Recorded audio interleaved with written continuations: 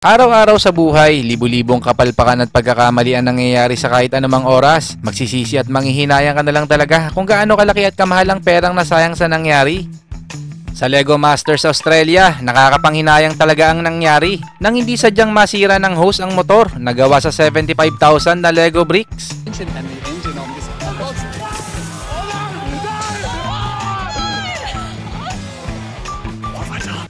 Malulupit talaga maglinis ang mga professional glass cleaner, kaya naisipan ng isang salon na mag-hire para linisan ang kanilang pintuan na gawa sa salamin. Yun nga lang nabiktima ang isang customer nila dahil sa sobrang linis nito. Mabuti na lang at wala naman seryosong nasaktan sa nangyari. Kalungkutan ang nangyari sa isang insurance company nang bahain ng tubig ang garahe na puno ng mamahaling sports car. Ang isa ay Rolls Royce pa na nagkakahalaga ng mahigit 20 million pesos. Pagkatapos nila i-prepare ng matagal ang kanilang pagkain sa kanilang picnic, nalingat lang sila saglit, ganito ang sumunod na nangyari. Minsan talaga, ang maliit na pagkakamali, nagdudulot ito ng malaking halagang pinsala. Sa isang resto bar, nang palitan ng waiter ang isang bote ng wine sa lalagyan nito, natabig niya ng bahagya ang isang bote, kaya nagdomino effect ito sa iba.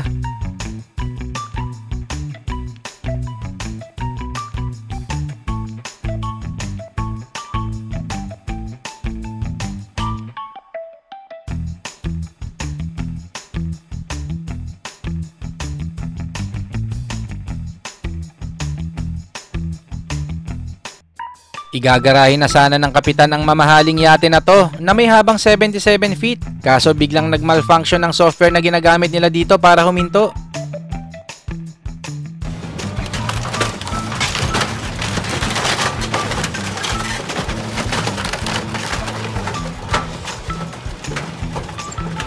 Habang binababa nila ang Jaguar convertible na to, bigla itong nahulog at bumangga hindi lang sa iisang sasakyan, kundi pati sa mamahaling Nissan GT-R.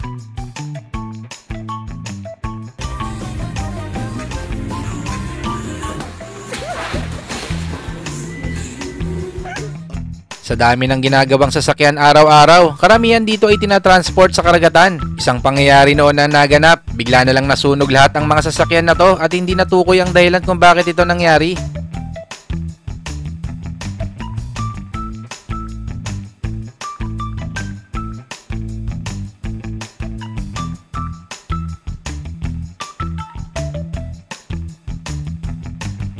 Sa Texas, USA, sa Lake Dunlap, nakuhaan sa kamera ang pagkasira ng isang gate ng dam na to at tumataginting lang naman na $35 million ang halaga para maipagawa ito.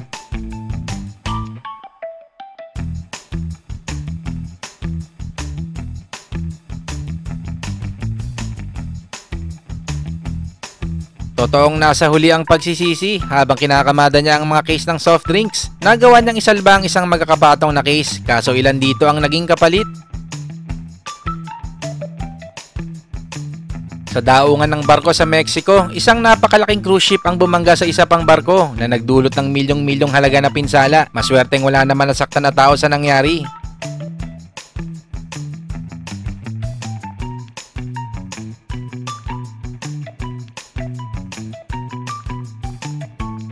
Hanggang ngayon pinag-iisipan pa rin ng lalaki kung talagang mahina lang umasinta ng target ng kanyang kaibigan o talagang sinadya lang nito para hindi matuloy ang kanyang engagement proposal.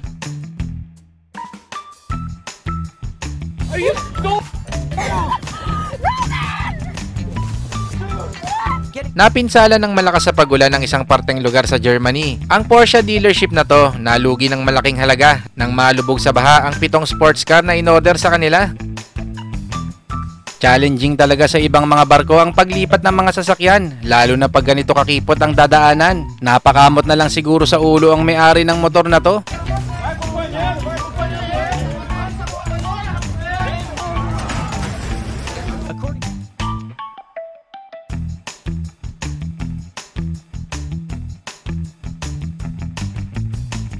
Pagkatapos niyang isetup ng ilang oras ang kanyang desktop computer, sa hindi inaasahang pangyayari, kamalas-malasang sumakto, nabutas ang pipe ng tubig at sumakto ito malapit sa kinalalagyan ng kanyang PC.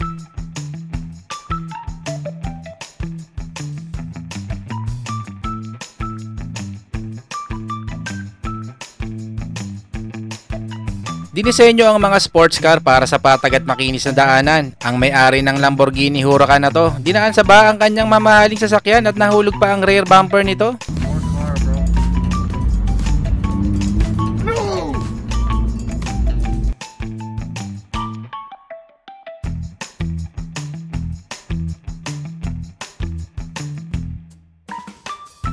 Para manatili at hindi tangayin ang alo ng barko sa isang lugar, binabagsak nila ang angkor sa ilalim ng tubig. Sa isang cargo ship, nagmalfunction ang makina na nagpapaandar sa kadena ng angkor.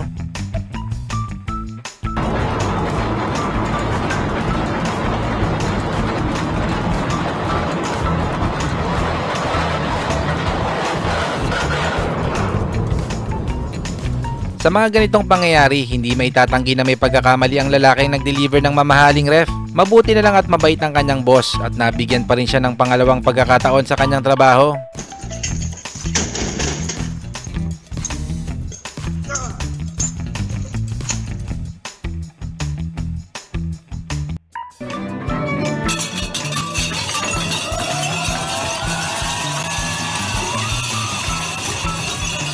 Napaabono ng malaki ang may-ari ng crane contractor na to. Hindi kasi nila natansya ang bigat ng eroplano, kaya bumigay ang bahagi ng crane. Mabuti na lang din at walang nasaktan sa insidente.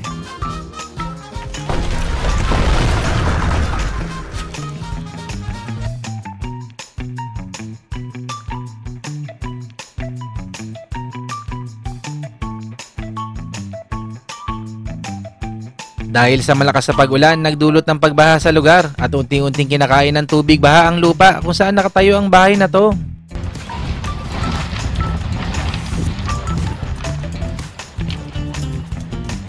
Oh my God.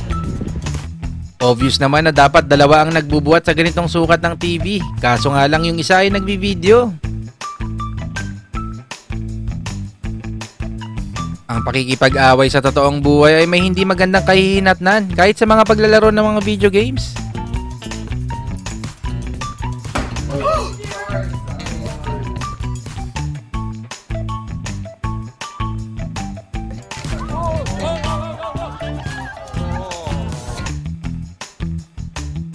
Talaga namang napakamahal ng presyo ng mga yate, kaya naman halos doble ang pag-iingat pag ito ay nililipat ng lugar. Mabuti na lang walang nakasakay sa yate na to na magkamali ang crane operator kaya nahulog ito.